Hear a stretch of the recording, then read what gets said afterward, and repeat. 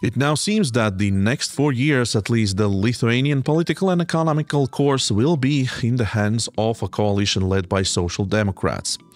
It's now becoming more clear after last Sunday's Seimas election that liberal movement has lost the momentum, but the Union of Democrats, with the current Prime Minister Ingrida Šimonytė, will be forced to cut a deal with Social Democrats if they want to stay in the government.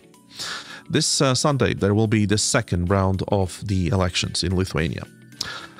There was an interesting research data published last week by agency Figure Baltic Advisory, which states that to live at Vilnius, you need an income of 2,173 euros per month from the 1995 euros last year. Riga is in the second place with 1,630 euros, but Tallinn comes third with 9 euros less than Riga. It's worth mentioning that taxation systems differ quite a lot among these three Baltic sisters, so the research data represent the current state of inflation rather than something else. But today in Median Report, you will see my conversation with Kerli Vares from Luminor about the way how banking sector in Baltics is financing businesses and households. We have prepared a good selection of interviews from two outstanding Estonian entrepreneurs.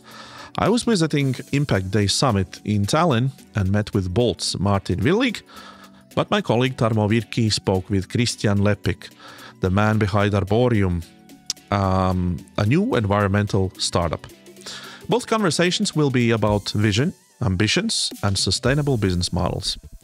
But if you hang enough in, you will get to see and hear a chat with two famous podcasters from Nestor and Koppel. They're former colleagues, good friends, and very opinionated two fellows. Peeter Koppel from Redgate Capital and Mihkel Nestor from SEB Estonia. Enjoy!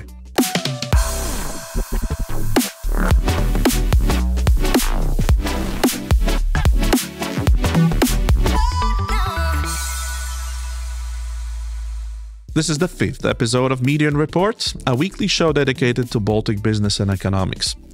My name is Kristaps Petersons. I'm the host and producer of the program.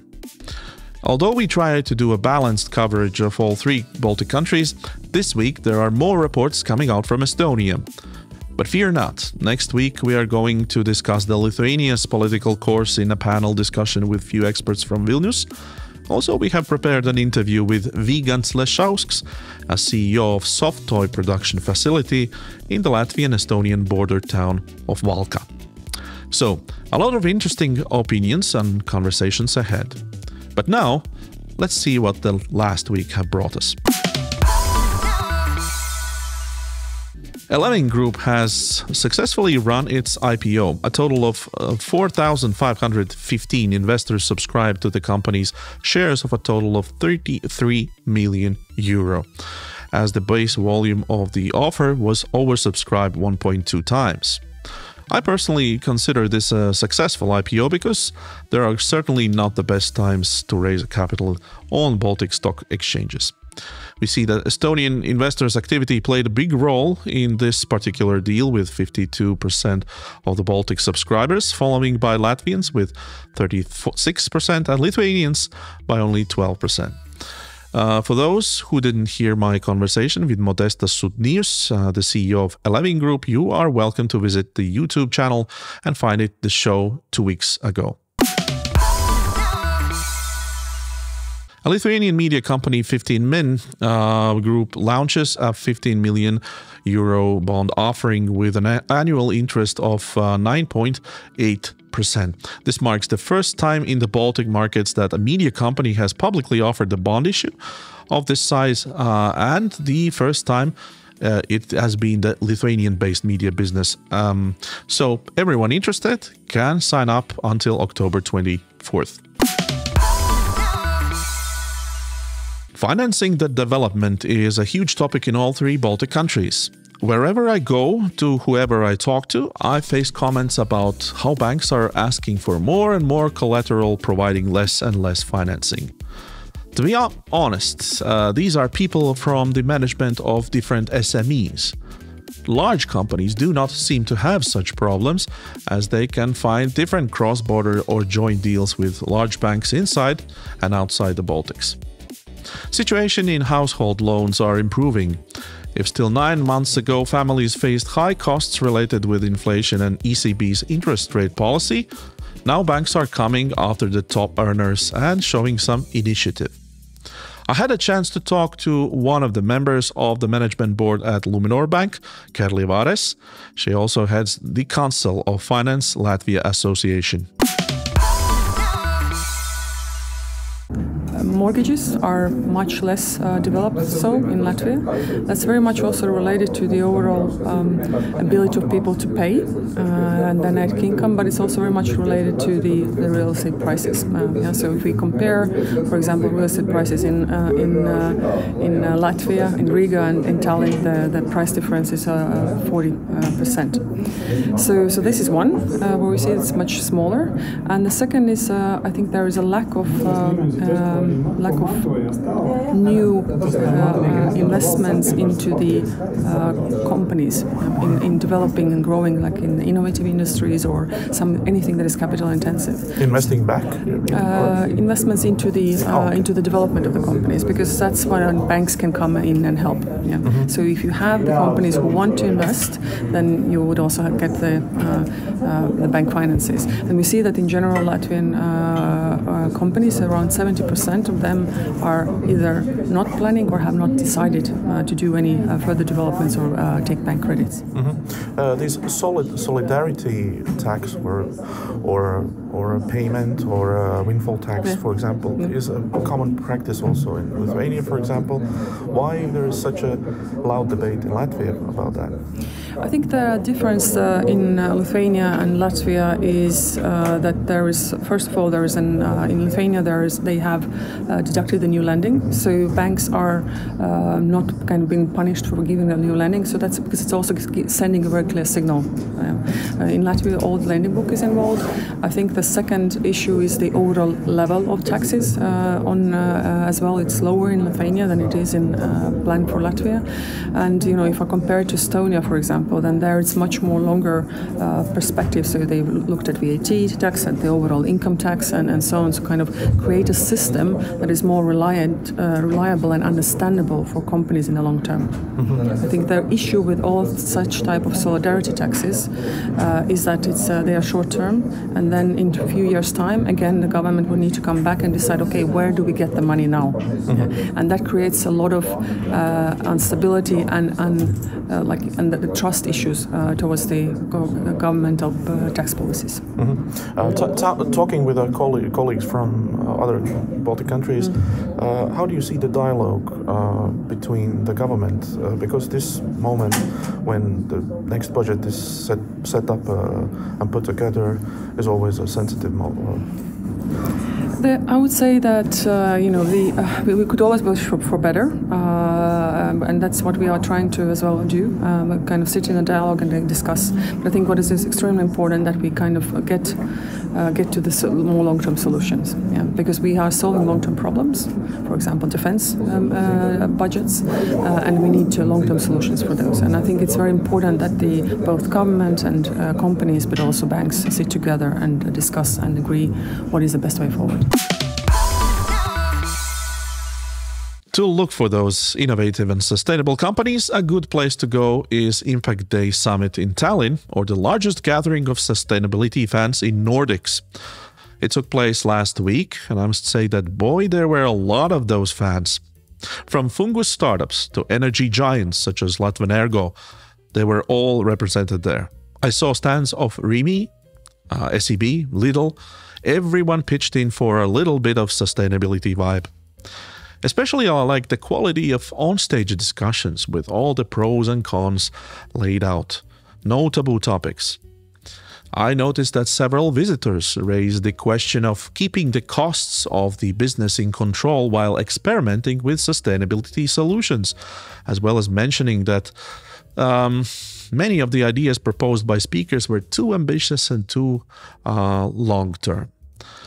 We don't have time nor money for this, claimed an employee of a marketing department from a company which will stay unnamed. True, if we extrapolate that to more general visions, then a Green Deal by the previous EU Commission also seemed a little bit too ambitious and challenging for local businesses. We will see how this will play out with the new Commission and the Parliament in place. But then I talked to Bolt's Martin Villig, who put things in perspective. In one sentence, he said, making one step towards your business ambition will not hurt your business nor destroy your business model. Great things does not happen in 1 or 2 years. They must be planned out and executed in a decade-long perspective. Our mission is to build more people-friendly cities and not cities for cars. And yeah, we think of it more as a broader vision. And then when we consider business opportunities, we try to see, does those fit into that vision, and then do they make the world and cities better? And the examples are that we start from awareness. So many cities are currently, planned not very sustainably.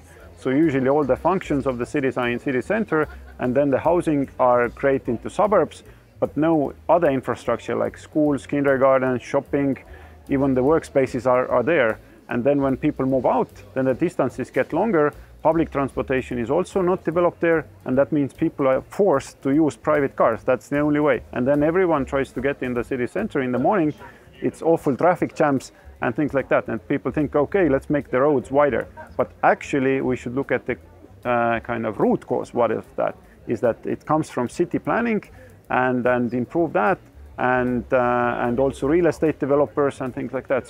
So we look the overall world and mission much wider than just focusing on transportation. But also I work a lot with education, and that means that in every district where people live, we should have a very good school, so kids could actually walk to schools, and parents shouldn't need to drive them to the city center, to the elite or best schools. So this is kind of, again, something we try to solve transport problem, but it's actually a much different and wider problem in the society. So there are so many different angles how we look at it. Transport is just one part of it, or the other way is like scooters are maybe not well parked on the streets, and that creates issues. But the challenge is that we don't have proper infrastructure. So we should have safe and separated bike lines in all around the city. We should have separated parking spots for scooters, and then automatically you separate pedestrians who walk 5 kilometers an hour, scooters and bikes who go 20 kilometers an hour, and cars. So everyone can choose whatever transport method they like.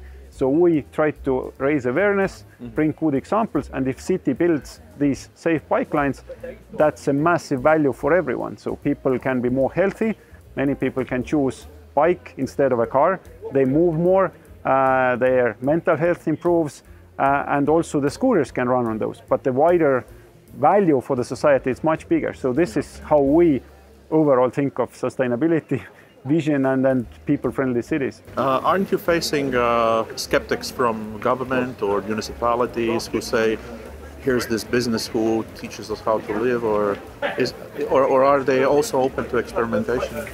Of course they are, and we are very sure that, or we understand this is not a mission we can do in a year. It takes decades, it takes 3 or 4 election cycles. So that at first we need to educate people, we need to show good practices, case studies, scientific research that shows the value of this kind of approach.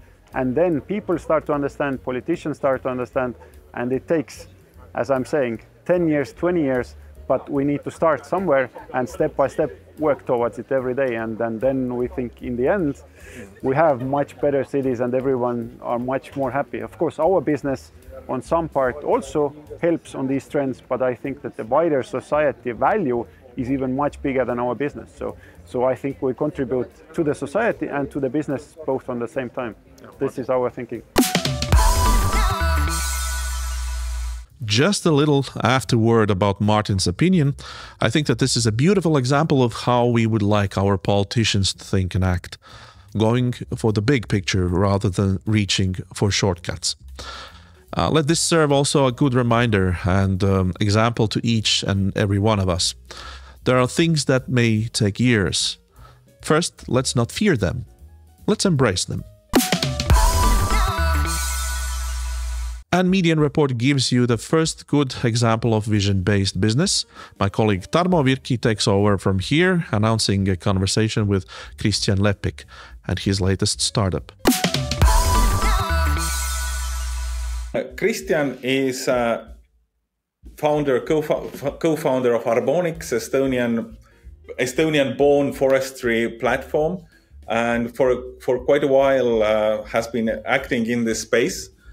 And Arbonics just about 2 weeks ago launched another second big product launch. I was visiting you guys to see what are you doing. You're live in all Baltic countries and some more markets. Tell us a little bit, how was Arbonics born and what you exactly do? Arbonics was born in a forest, as it should be. I go to my country house to figure things out. And I kind of have been doing that for many years in a forest. And it was in a phase where I thought, like, what will be the next company, what I should start building. And then I was kind of walking in a forest and saw how much good the forest does for the planet, for the ecosystem, for even humans who walk there, right? But the landowner pretty much gets nothing for it. It didn't sound fair to me. So I started investigating first. You probably shouldn't start the company at the moment you got the idea, right? So with my co-founder Lisette, we spent a year of researching. How could we do it? What should we do? And then we kind of, after going through hundreds of thousands of pages of research and everything, we figured out the niche what we want to build.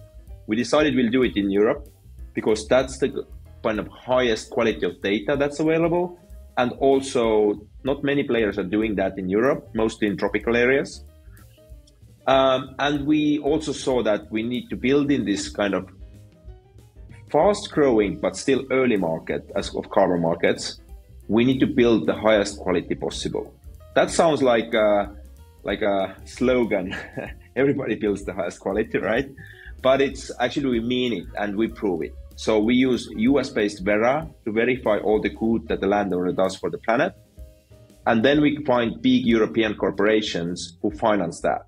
So in a way, we're creating a bridge between a landowner who says that I'm willing to do good for the planet. We help them to find this behavior with their forest, whether planting a new one or saving an existing one.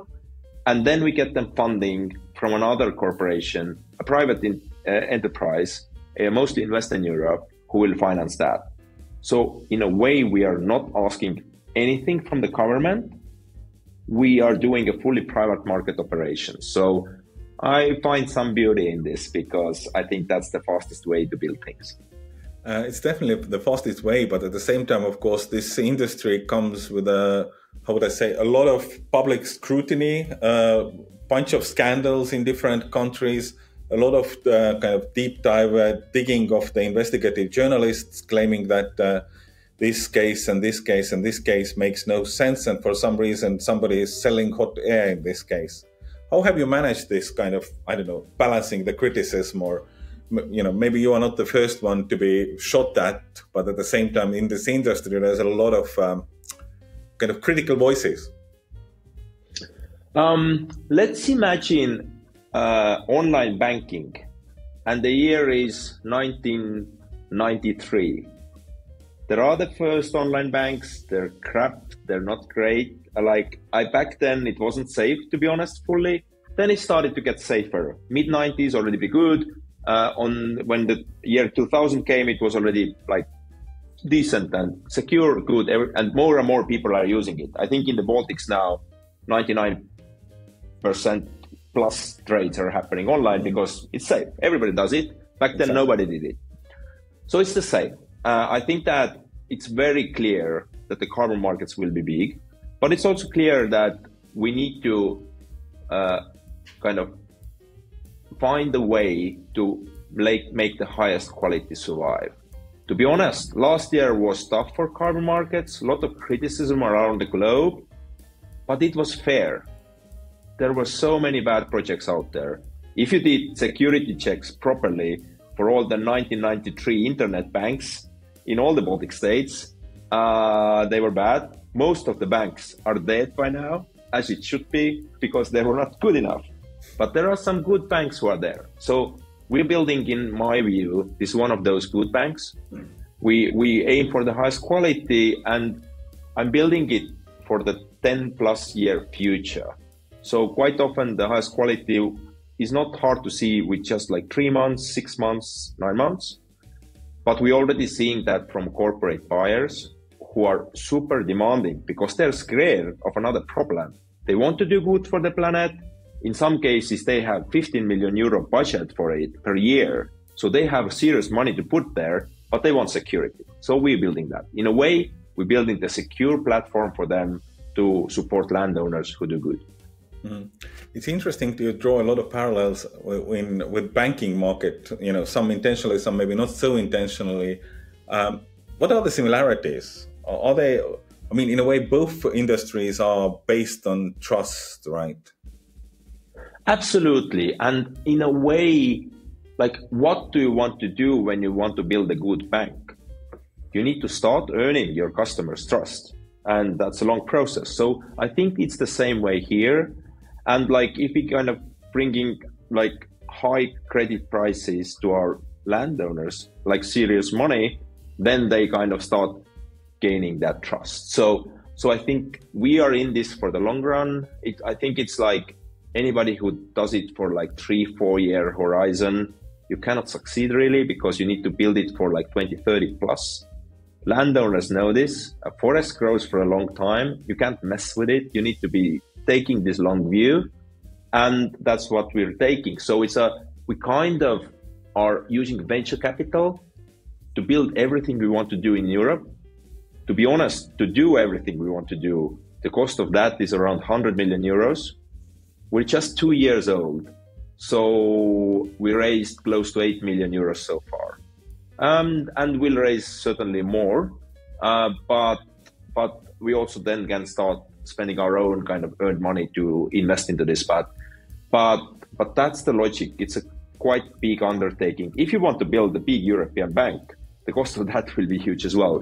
There is no way to do it with a kind of small amount of money. Mm. So it's a kind of infrastructure play in a way to me, and that's why we need to invest. And that's why it doesn't make sense for us to do it only in Estonia. We're also live in Latvia and Lithuania, talking to landowners there every day. Every country is different, which is, to me, honestly, very intriguing, because there couldn't be like a software platform that covers the whole Europe. It doesn't work like this. Latvia's forests are very different from Lithuanian ones.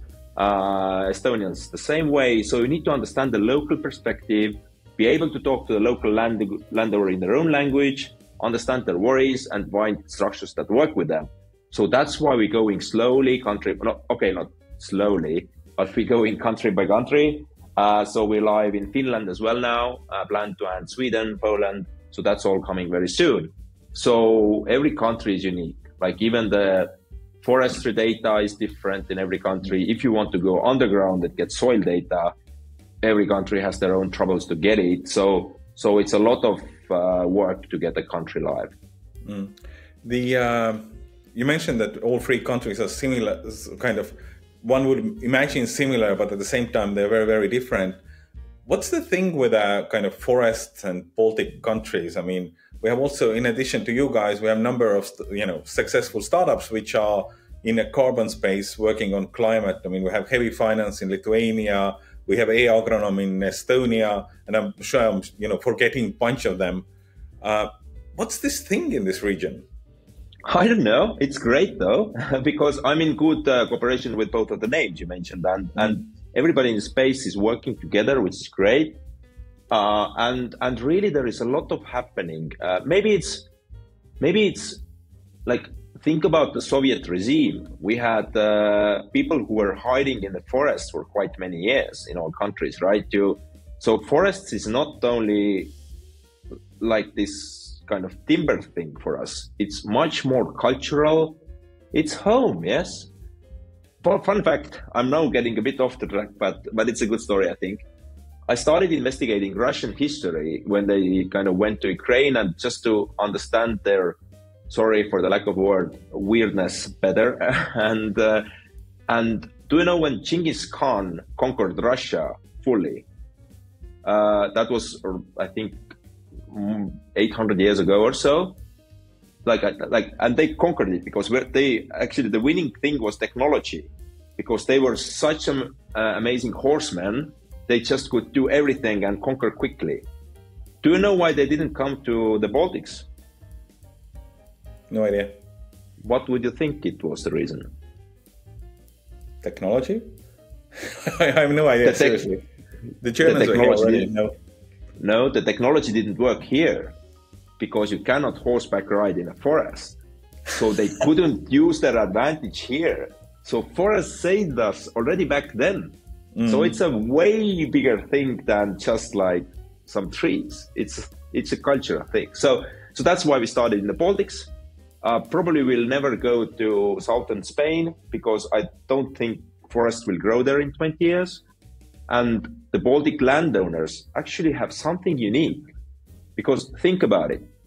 If you're, let's say, Netherlands, there is like people care for the climate a lot there. They have a lot of climate funding. Also, they have 10% of their area as forest area. If they want to increase it to 20, they need to probably throw some cities to the sea because they just don't have space. They cannot grow more trees. So what we are doing is saying, like, do you want to fund the good for the planet? You may be doing in the tropical forest, that's also nice. But why don't you do it in Europe? We have some Baltic land areas. Great to plant more forest or protect the existing ones. You need to finance that. And they are saying, yes, build us a system that we can trust, that there is no greenwashing, and we'll do it. And that's the story. That's the money we're bringing to Baltics. You mentioned that kind of corporate West European money or the North American money. How do you see the kind of demand or interest? Because last year's troubles in the carbon markets were partly due that projects were like badly done. There was not enough good data. They were not proven. We have pretty great data systems in the Baltics. So what we do, we create like a digital twin of the forest, measure everything that has happened with the forest, what's the status now, and what will happen in the forest. So any carbon buyer comes to us, say, what do you have here? We say, those are the 30 landowners that could be good fit for you. They have, 1,000 hectares. Those are all the land areas. Click on them, see everything what's happened. It's fully transparent. And they say, wow, we've never seen this in the tropical areas. And it cannot be done because the data is not there yet. Maybe it will be in 20 years, but not today. So that's our edge. We're combining this Baltic nature love, or like caring for nature, and we're combining our Baltic technology skill. We're putting those two things together and creating something that combines science, nature, and business. Makes a lot of sense, of course. You said you've been building this company now for 2 years. That's a bit shorter time than Estonian economy has been sinking, right? How is it to build a startup in a country where the economy is going down? Since our investors are, whether it's like Western Europe or also even our last round was led by Japanese capital who invests through a Scandinavian entity, so quite international. It doesn't hurt us anyway what's happening in the Baltic economies. But on the other hand, what we are doing is like we're supporting the economy with bringing like money from other countries to landowners here. So I mean like that's a thing that we need currently probably. We cannot just, I think that we cannot just redistribute the stuff locally. The only way for Baltics to be thriving business-wise is that if we can offer something good for the other countries. So the exports matters. Also, I think the tech sector is super important for the Baltics because with that we can create something that the world needs. And we are kind of saying that, hey, the forests of Baltics could do a lot for the planet. So we'll find funding for that and do that. So it's a very practical business, I think. And just 2 years, like it feels like for me personally way longer because when it's you're been building like a company, that's very natural, Kristjan. Yes, I think so. But it's been like very intense. We've been able to grow so fast. Just in the beginning of the year, we had 11 employees. Now it's 30, and it's all over Europe because some competence you cannot hire from the Baltics. Although we have local presence in every Baltic country, we also have climate experts working in London, Paris, and so that's the way to build like like competence. But you cannot get it all from one place. But like even our first forestry expert is Latvian, and he's still with us. So he's been the knowledge center for us. Mm. That reminded me, of course, also the other regional forestry play, 1MTN, which is basically creating credits, growing bamboo forests in Uganda these days. So, which is a Latvian Estonian company. So there's actually happening in all three Baltic countries in this field quite a lot. Yes, and we are in good discussions with them as well, rooting for them to succeed. Mm. We need this everywhere. We are doing this in Europe, they're doing it in Africa, but it needs to be done everywhere. Just like landowners need to get money for the good they do for the planet. And landowners in every Baltic country are a bit different, but one thing is the same. They're really pissed off with the governments and how the governments are like constantly coming up with regulations and rules that harass them. And we say that we don't ask anything from the government. We don't bring you European Commission money as well. We bring you private money from private companies. So it's like a fully private logic. Private landowner gets funded by a private company. And they love it because for them, that's the way things should happen. I mean, for most of us, think that's the way things should happen in a way. Totally. You seem to be really in love with governments, like all your clients. What's your take on the kind of Estonian last few months of the budget talks or negotiations or the trimming the budget in Estonia, raising some taxes, changing some other taxes? It seems to be, not the ideal solution for an entrepreneur. No, this instability is not great for building a company. So we kind of still have offices like in every Baltic country, but still that makes you wonder, like how many more uncertainty will I get from the government in the future? So that's not great. I think that the governments need to understand that the stability for business is important. Maybe they will, but who knows? Like, so it's like there is a lack of vision. Is there?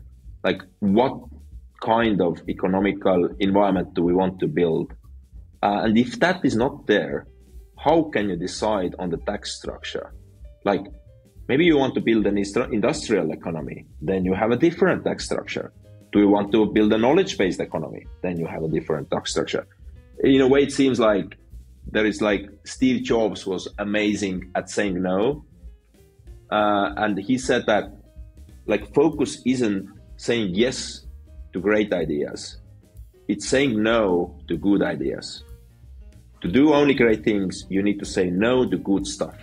That's very hard to do. And I don't think the governments of the Baltics have been kind of understanding that. They are trying to do everything.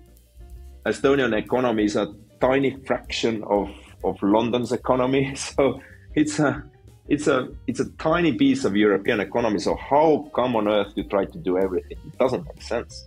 You need to focus, but that ability is lacking. Good. Thank you for this, for your time, Kristjan. Much appreciated. Thank you.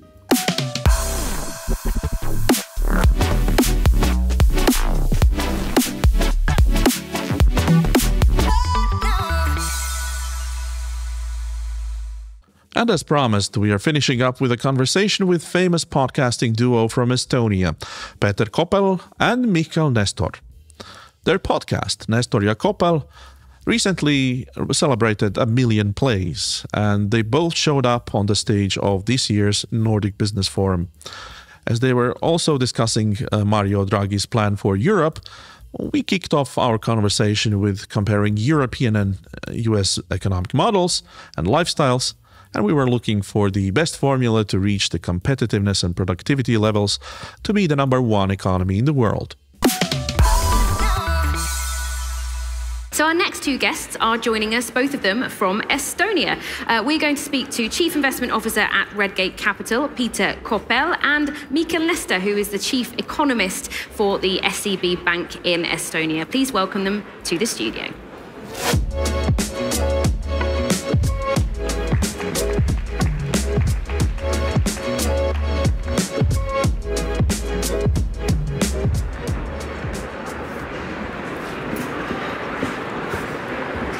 Welcome. Hello. Good to see you. Hi. Hi there. Right, so we've talked a bit about the competitiveness climate, both in Europe and particularly here in the Nordics. How are things going in the Baltics? Where do you see competitiveness? Well, we were actually discussing the same issues in the backstage. Well, I think the Baltics got a really good head start. So it was very easy in the first years to catch up with the more welfare Europe. But the higher you get, the more difficult it is to achieve those goals now. So I would say, let's say Estonia and Lithuania have now roughly reached a living standard of 85% of the EU's average in terms of GDP per capita. And well, seeing to go above that 100%, that will take some years. Would you agree? I completely agree, but at the same time, I would say that we have sort of similar trouble or similar issues as other developed nations. Even if we are not heavily indebted, we have a public sector is sort of running out of money and constantly panicking about it. We have aging population, lack of workforce, and we sort of have been draining competitiveness for quite a long time already now. And I'm quite happy that at the highest level of European Union, people have sort of understood that Europe is becoming an open-air museum, competitiveness-wise. And if something sort of is done there, it will influence our export and we will start doing great again. Okay, some really interesting thoughts there. A lot of discussion around what the EU can do to improve and do better. What things do you think it's doing well? Well, the trouble there is that if we start looking at the reasoning behind the success of the Baltic states is that at one point we did everything absolutely the opposite as it was done in the Soviet Union. So, and that actually made us very, very successful. And now we are seeing sort of, not similar levels, but we see high bureaucracy, we see very, very much faith in the state. And this is something that actually does not really work. If you're an Estonian, you sort of understand that this does not work, that this is not the way forward. And I'm sort of feeling also the vibe here is quite similar. People are realizing that, people know that, and people maybe try to nudge the processes towards the direction which is different. There does seem to be a shift away from support for high taxation. Tell us a little bit about what's going on in Estonia right now. Well, I think the overall situation is a bit similar to that we see in Finland right now. So the budget deficit has grown to levels which are not considered to be sustainable. And now it's the hard part, so where to get the money from. But in a short-term picture, so we're increasing some of the taxes just to bridge this gap we have right now. But looking at the maybe on a more broad horizon, there's also the question that what do people want? So if you look at the, let's say the taxation levels in Estonia, but and Latvia and Lithuania as well, then the share of taxes being paid as a share of GDP, this is one of the lowest we see in OECD and in Europe. And let's say during the last decade, the lives of the people have become much, much better. So people have become much richer, but also I think their expectations towards the public sector, towards the government have increased. So they want to have better public services, better medical care, higher wages for the teachers. And having all of that with such a low level of taxation is tricky, if not impossible. which means that at one point we have to decide that what do we actually want? Do we want to have more public services, higher quality public services? Then this means that we need to increase the taxes.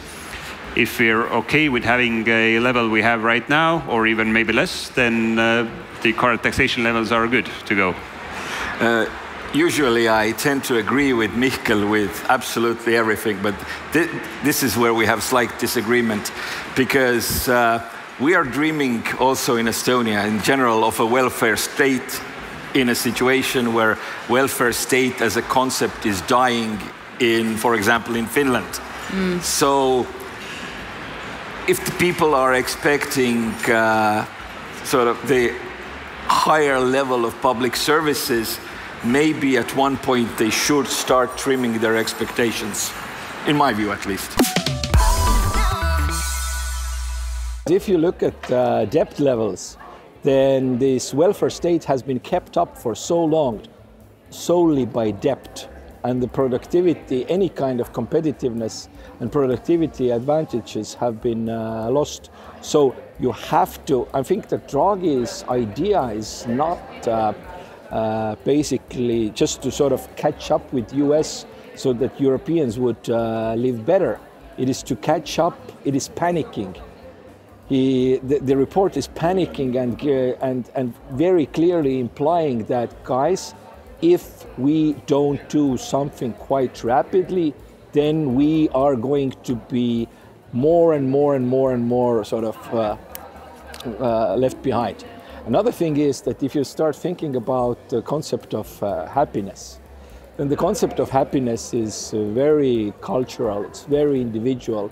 And I wouldn't consider anyone measuring happiness an actual scientist or an analyst. This is something which is purely cultural, purely individual. And I remember very well a talk I had, a very famous Finnish economist who said that, yes, once again, Finland is the most happy country in the world. Simple, because all the unhappy people kill themselves. So happiness is not an issue. The issue is panic, and the panic is due to the fact that we don't even have to catch up with the US. We have to set ourselves in some way to same path so that we could continue at least somewhat financing the social model that we have. I hate to agree with you, because I wanted to have a discussion here, but my take would also be that it's kind of a comparison with the US is, I think Europe could never have the same economy as they have in the US without having the same society as they have in the US that really values the top stars, that is able to pay for the top performing huge sums of money, where people are really okay with having very long working days. So actually Europeans don't want that, but they would still like to have the same amount of money and the same amount of the output in the economy. But I think really at least a part of that could be also achievable with having the same kind of society as we have right now in Europe. But to my mind, and also I think Mario Draghi is pointing to that, is we like to regulate really, and not maybe in Latvia or Estonia, but in the Central Europe, in those old European countries, they really like regulation, and getting rid of that is almost as impossible as, you know, having to be in the top shape just before the swimming season starts. And I think that Draghi and co-workers get it very well, that as Europe further and further sort of runs out of money, the institutions don't work that well, the safety nets don't work that well, and the European society as a whole is actually moving from a high trust welfare society level to something different, which is not so nice at all, to much lower trust level, because if you're out of money, you cannot have strong institutions. If you're out of money, you cannot have strong safety nets. And if you're out of money, you cannot even have a strong sense of community. I would not be as pessimistic as Peter is, because I think within that big Europe we have very different countries, and some of them are not doing good, and there are some who are actually, well, pretty fine in such environment we have today. But yes, when zooming out, then this is really a question that, well, wealth, of course, it's important, but wealth distribution is also important. So with one people having all the money and other nothing. In the United States. Mostly. Yes. So we see that. Well, I think this is. There are also places, I guess, where the US could learn something from Europe. That how to improve actually their society with having kind of a similar economy as they have today. This is actually a place where also the US economic policy has actually failed. Because if you start thinking that what is the main reason for a burst or an explosion in an inequality and sort of the wealth gap becoming like very, very huge, it's very simple. First of all, there were rather irresponsible economic policies. Then the central bank had to start to print money. And then the money printing generated something called asset price inflation. Rich people have the assets, their assets increased in price. So they got richer. Equities, watches, seaside properties, everything went up. And the poor people and the middle class were sort of left behind. Their wages are stagnating. They are feeling the consumer level inflation as a very unpleasant thing, because they don't have so much assets, and they are feeling that, okay, my food is like 40% more expensive than it used to be. And this has once again also in the United States generated a situation where the society is very, very divided. And it also, maybe for a little bit different reasons, but it also is moving maybe towards from a higher sort of level of trust to a lower level of trust as a society. And that is definitely not a good thing. As you say, Estonia's really shown its colours here with a lot of successful businesses over the last few years. But what do you think are the key strategies for being a competitive business in 2024?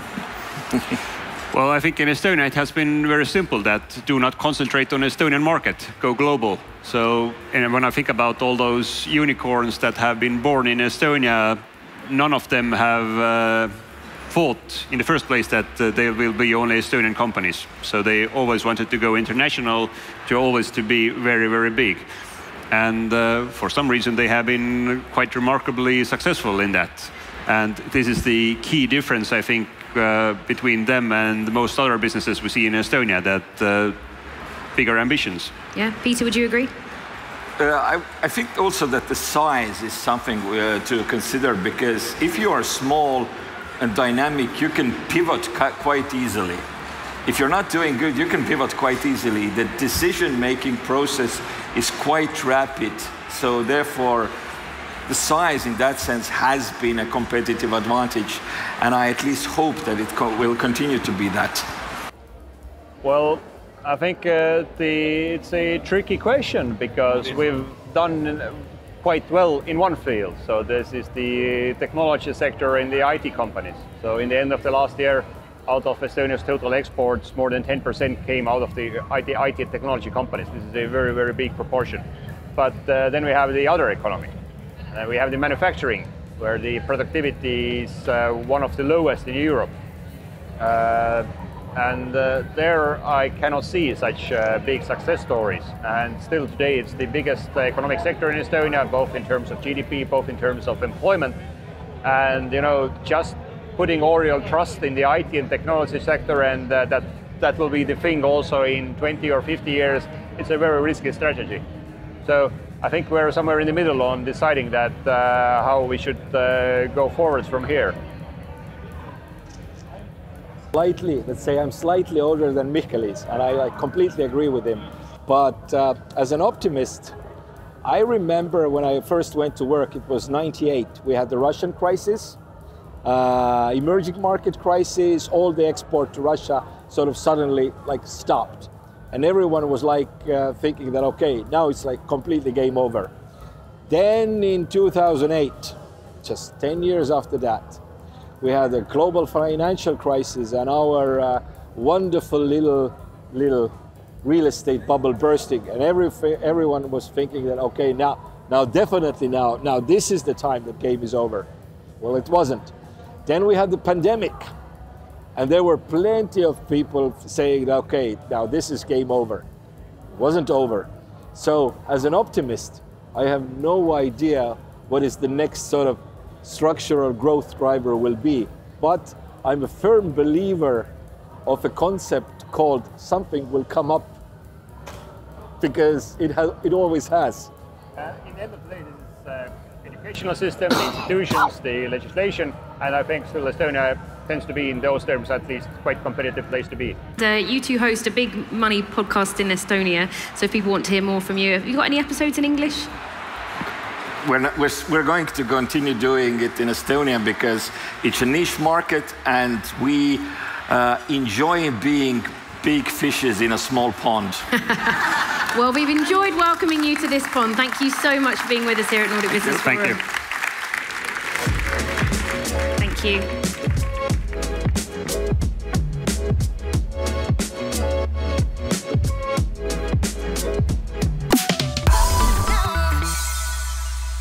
This is it. We have been together for an hour, and I invite you to come back next week when another episode of Median Report will be out. My name is Kristaps Petersons. I am grateful to every single one of you who subscribed to our content, either on YouTube or Spotify. Thank you, and thank you for your shares and likes as well. It helps the algorithms to notice us more and more. So, see you again next week. Have a good health and successful deals.